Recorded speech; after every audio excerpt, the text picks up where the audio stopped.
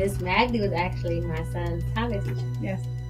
I did not remember that. Yes. When I started working in the academic sports, support them, hear them. If they help them, if they don't understand, be there for them, because we all started like that. Every big discovery starts with a closer look. This is Magnify Childcare, presented by Academic Explorers.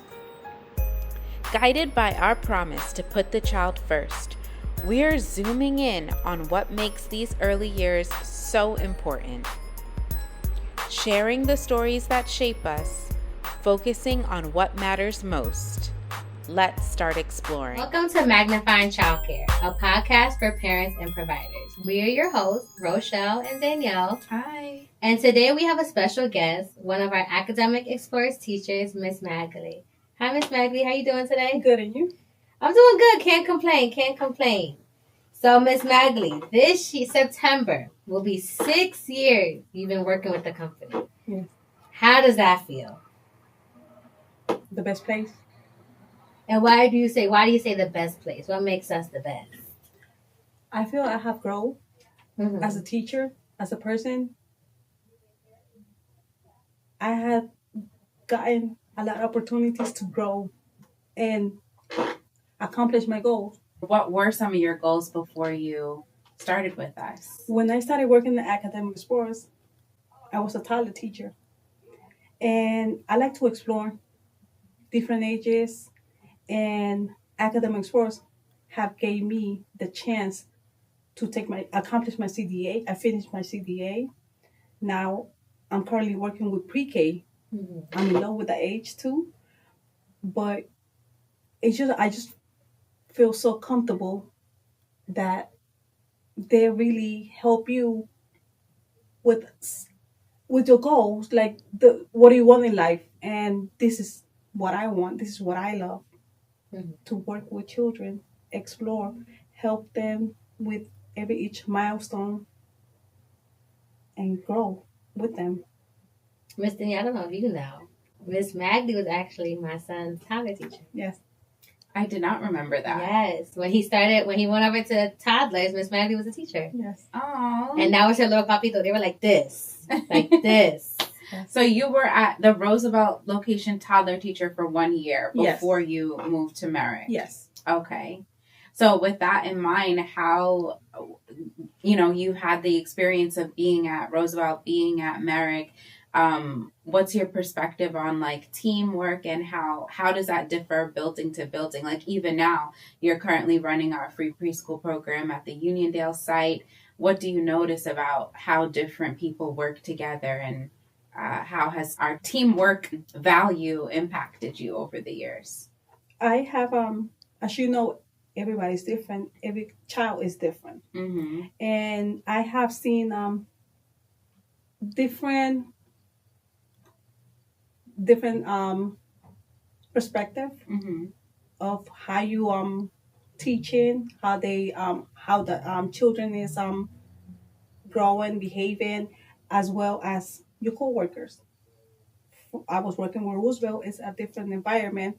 It was great. I learned one age. Then I'm currently working in Merrick, which is a different age with different people. And to be honest, I have learned a lot. I work with Miss Rochelle, and I also learned from her, from everybody there. And I'm still learning to be better. Can you tell us a little bit more about how you started in early childhood education? Because Academic Explorers wasn't your first job in childcare, right? No, I'm a single mom, and I have a boy and a girl. And I used to, as a first mom, you know that you're afraid to leave your kids with anybody, and that's when I felt like the need to work with children, feel like how it is to work with others, children. So far, I have worked with children like 14 years ago in this, and I like it. Okay. I really like it. Were you at other daycares or preschools, or was it like just babysitting informally at home? Or no, I used to work in another center. Okay. they gave me the opportunity, which I am thankful to, and that's where I fall in love With kids. with kids. Were you the toddler teacher there too? Yes. Okay. And what was your experience like over there? Not trying to compare, but just wondering. I'm always curious. Even in our regular meetings with leadership, I'm always asking our management team and our directors. So in your experience at other programs, is this the normal way that, you know, programs run these certain things? Like, I'm just wondering, based on your experience in the other program you worked for, what was it like compared to here? The difference is, to me, is that with academic sports, I have explored and I had the chance to accomplish my goal. They have helped me. She said academic explore, so explore is in the name. They have helped me. And to be who I am now. They always willing to help. They always go right there with you. They push you to be that teacher. So yeah, that's the difference from other centers, my point of view. Your perspective. So you feel like with here you have more freedom to kind of implement what you want. Yes. And reach your goals. Yes. Okay. I have my CDA. Because they helped me, they pushed me, they made me feel like, yes, I am a good teacher. Yeah, I could do it. At that time that you did your preschool CDA, that was Miss Rochelle pushing you, right? Yes. She was your director at the time. Yes. Okay. Yeah. That's because, like, it is not just us as management or other teachers. Even the parents see all the great work that you're doing. They always talk about Miss Magaly, Miss Magaly. Even when the kids outgrow your classroom and it's time for them to go off to kindergarten, they're still calling the center, stopping by. Is Miss Magaly here? Miss Magaly here? My daughter keeps talking about Miss Magaly. She wants to see Miss Magaly. So your work and, like, everything that you do for the company does not go, what's that word? Unnoticed. Unnoticed. There we go. Yeah, you've been praised and spoken highly of by so many parents over the years. How does that feel to know that the parents are recognize your hard work and that they clearly see how passionate you are? Blessed. I love all of my parents. Even from the past, I love them. I love the parents and the children. And I'm very, very grateful to hear this. So can you tell us what it means to be a lead teacher from your perspective? A role model. A role model. Be a good role model for the next teacher coming. I always talk to my co-workers. Just the way academic sports push me, that's how I'm pushing them. Go for it. I want to be a role model for everybody. I want to be like, I want to hear, oh, well, I learned this from Miss Magaly. That's makes you feel good. And what does leadership look like in your classroom? I know you mentioned, like, role model and being a good adult to the children, but what would you say, like, leadership looks like in your classroom? If you could describe leadership in your classroom, how would you describe it? Leadership, I will say teamwork. Like, everybody have to be on the same page to be the leader. If we're not in the same page, to me, that's leader. Not just the lead teacher. It's everybody in that classroom, even the children. Yeah. With Rochelle asking about leadership and being the lead teacher, sometimes that does come with, like you mentioned, being a role model, not for the kids only, but the teachers, the assistant teachers in the room. And sometimes over the years, I know you've been paired with assistant teachers who are brand new to the field. We may be their first job, or maybe it is someone who is a little timid and doesn't really know how to get in where they fit in and take initiative on their own in the class. So how do you, push, what are some strategies if there are teachers listening that are struggling with getting their assistants on board to help create a team environment in their room? What are some suggestions that you have for for Make them feel comfortable. Okay. Make them feel comfortable. Support them. Mhm. Hear them. Mhm. If they help them, if they don't understand, be there for them. Because we all started like that. Yeah. Everybody, I started like that. And I wish my first lead teacher would have been would have been teaching me the way the way I'm doing it. Mhm. So just support them. Get to know them. Mhm. If they having a bad day, I want to know. Mhm. If they don't understand, I wanna be the one pushing them. Mhm. Yeah. I remember I used to be sitting in the office, and the office is very kind of close to Miss Magaly's classroom. And if I would just listen a little bit more, I feel like my Espanol Mhm. will be sky high. Because these kids know like their body parts. I'm not going to embarrass myself and try to say it. But they know their body parts. Like you can hear them. They go home and tell their moms and dads like, oh, Miss Magaly, we did this today in circle time. We did this today in circle time. Or when they go to like their little center areas, you can hear the excitement from the office. And granted, the office is kind of close, but you can still hear the excitement. The kids like run through the door ready to go, ready to start their learning. Win and trust is the key. Yeah. And that's my goal. Make them feel comfortable and win their trust. Once you win their trust, you win the parents' trust. How do you build those relationships with families? Like, do you create opportunities other than, of course, what drop off, pick up, speaking to them?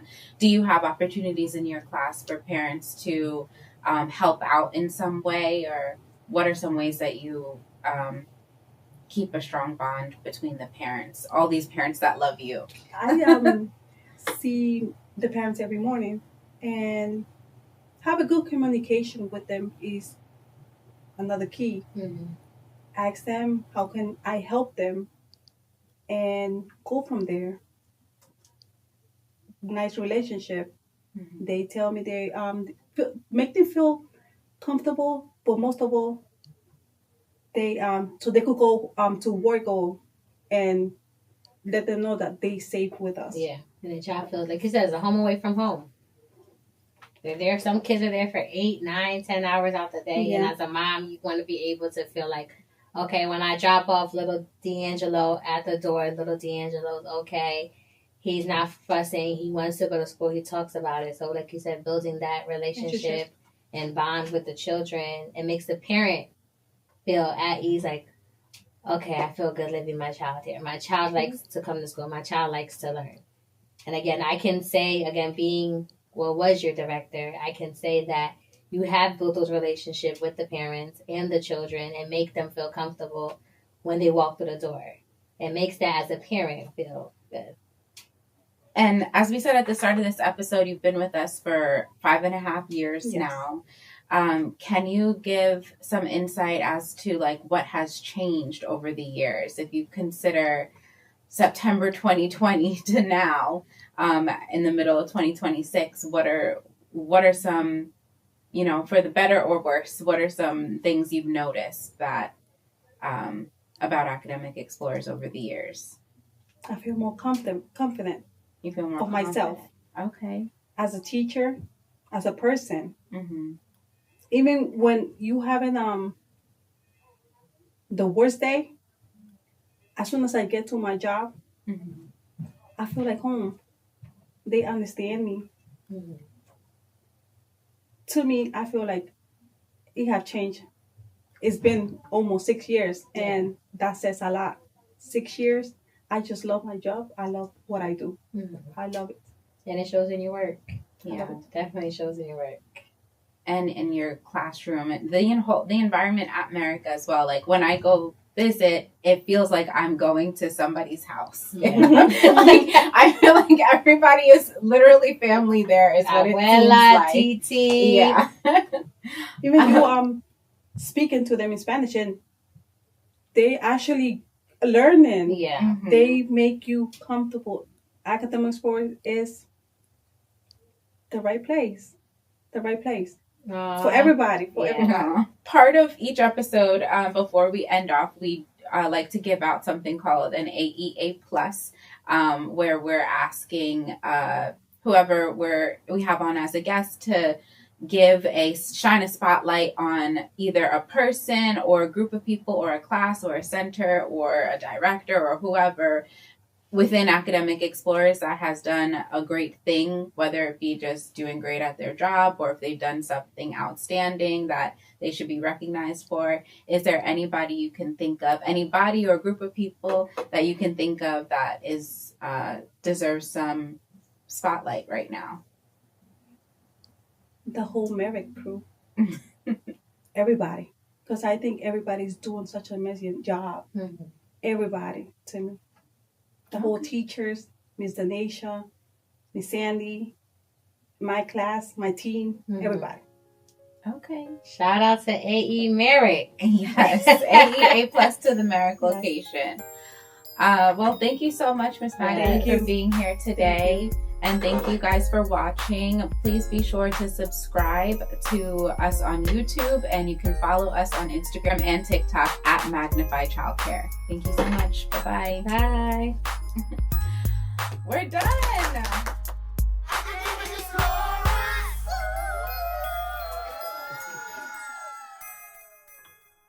On the next episode, When you were looking for childcare, what are some things that stood out for you? We went to certain places and he would not even get out of our lap. I said, we're not crying on this podcast, okay? Because what happens later on, which I experienced, is that burnout from being in school for so long. So what would you say for parents who are hesitant to begin, childcare?